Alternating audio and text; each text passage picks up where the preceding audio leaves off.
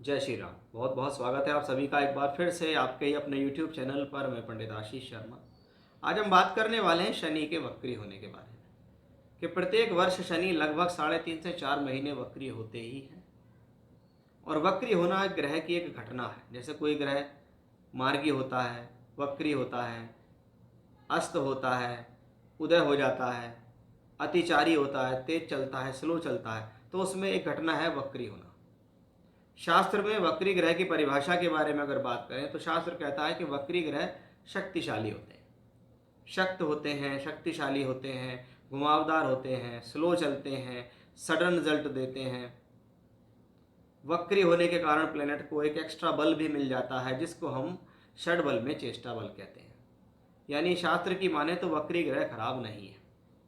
ये वक्री ग्रह अगर अच्छे भावों में वक्री हैं तो उस अच्छे भाव से संबंधित फल को निकाल कर आपको देते हैं, और अगर ये खराब भावों में वक्री होते हैं तो उस भाव से संबंधित खराब फल भी दे सकते हैं। इसलिए वक्री ग्रह की सिचुएशंस डिपेंड इस बात पे करती है कि वो वक्री ग्रह कहाँ किस स्थितियों में है। हम बात कर रहे हैं शनि के वक्री होने के बारे में, इसलिए यह भी जरूरी है कि भी आपकी जन्म पत्रिका के अंदर शनि की पोजीशन कैसी है। अगर शनि आपके लिए अच्छे भावों में है, अच्छी स्थितियों में है, बैठे हुए हैं, तो ये शनि का वक्री होना आपके लिए शुभदायी हो जाता है। और शनि की पोजीशन आपके लिए अच्छी नहीं है तो, और वक्री होना भी अच्छे भावों में नहीं हुआ, तो वो समय आपके लिए क्रिटिकल भी साबित हो सकता है।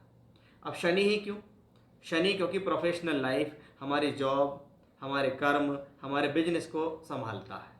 इसलिए जब भी शनि से संबंधित कोई घटना ब्रह्मांड में होती है तो उससे रिलेटेड वीडियोस आपको यूट्यूब से मिलनी शुरू हो जाती हैं कि भाई अब शनि के साथ ये होने वाला है, ये होने वाला। और एग्जैक्टली वो होता भी है, क्योंकि कहीं ना कहीं आपकी प्रोफेशनल लाइफ को घेरे रखने वाला जो प्लेनेट है वो शनि है।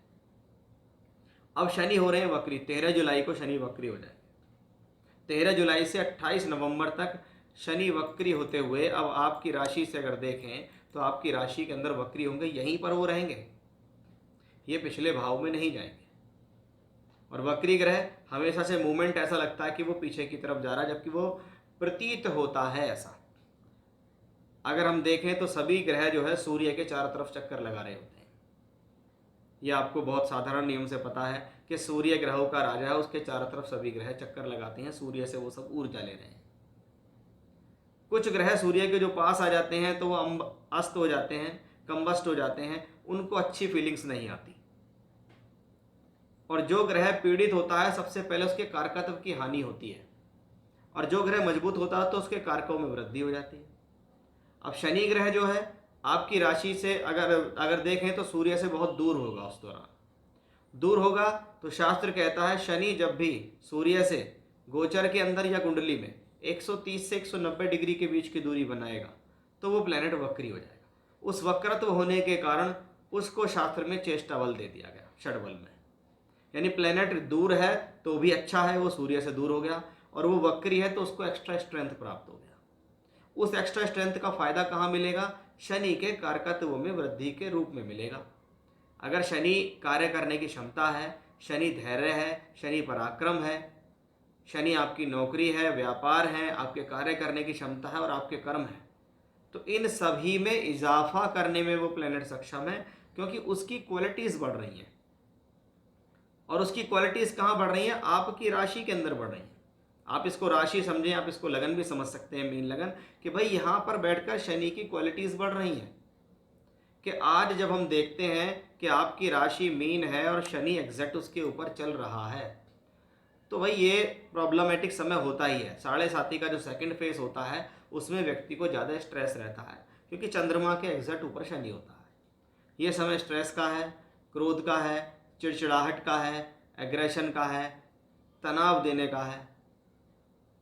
क्योंकि शनि कौन है? एक तरीके से देखें तो अभाव के प्रतीक भी माने जाते हैं, या हम इसको ये भी कह सकते हैं कि भाई एकांत का प्रतीक माना जाता है ये प्लेनेट। जैसे कुछ लोग कहते हैं ना, संन्यास लेने वाला प्लेनेट। तो जब चंद्रमा के ऊपर ये सब चीज़ें आती हैं तो चिंतन, तनाव, ये सब प्रॉब्लम्स शनि के 7.5 के सेकंड फेज में होती है। लेकिन सेकंड फेज चलते हुए भी वो शनि वक्री हो गया, इसका सीधा सीधा मतलब है कि उस प्लेनेट के अंदर स्ट्रेंथ बढ़ रही है। जहाँ एक तरफ स्ट्रेस है, चिंतन है, परेशानियां हैं, वहीं दूसरी तरफ वो प्लेनेट पावरफुल हो गया। यानी अब ये साढ़े साती के दौरान चलते हुए भी आपकी प्रोफेशनल लाइफ में कुछ बेहतरी करने में सक्षम दिखाई देता है। ये आपके कर्मों को बढ़ा रहा है, ये आपकी जॉब को बढ़ा रहा है, ये आपके कार्य क्षेत्र को मजबूत कर रहा है। ये सब चीज़ें हमें इस शनि से स्पष्ट रूप से दिखाई देती हैं। यानी साढ़े साती चलते हुए भी क्या कुछ बेटर हो सकता है? तो हाँ, कह सकते हैं बेटर हो सकता है। ये साढ़े साती के दौरान भी आपको कुछ बढ़िया देने में सक्षम है, क्योंकि वो एक अच्छी जगह पे वक्री हुआ है। ये वो स्थान है जो सबसे पवित्र स्थान कहलाता है, क्योंकि वो 12th लॉर्ड है। अब 12वें घर का मालिक अगर आपकी राशि में वक्री होता है, अपनी हेल्थ को इस दौरान ध्यान रखिएगा। दूसरा, खर्चों पर संयम रखिएगा। अनियंत्रित खर्चों से बचें, फिजूल के खर्चों से बचें। बिना वजह अपने पैसे को गलत जगह इन्वेस्टमेंट ना करें, ये शनि से दिखता है। अब यही शनि 11th लॉर्ड होके भी यहाँ बैठा है।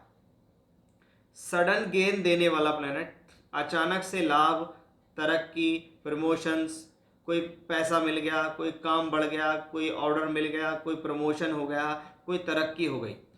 ये चीज़ें कहाँ से आती हैं? ये चीज़ें इसी कॉम्बिनेशन से आती हैं।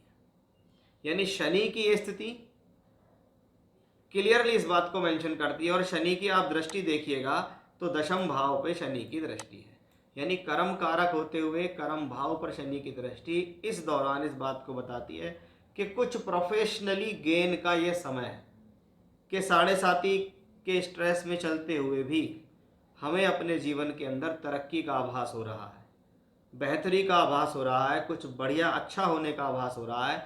तो वो चीज़ें हमें कहाँ से प्राप्त होती हैं? वो चीज़ें हमें शनि के इस ट्रांजिट से प्राप्त होती हैं, कि भी शनि का वक्री होना आपके लिए बेहतर है। वो इसीलिए है कि वो एक अच्छे भावों में वक्री है, और वक्री प्लैनेट बढ़िया होते भी हैं, इसमें कोई संदेह भी नहीं है।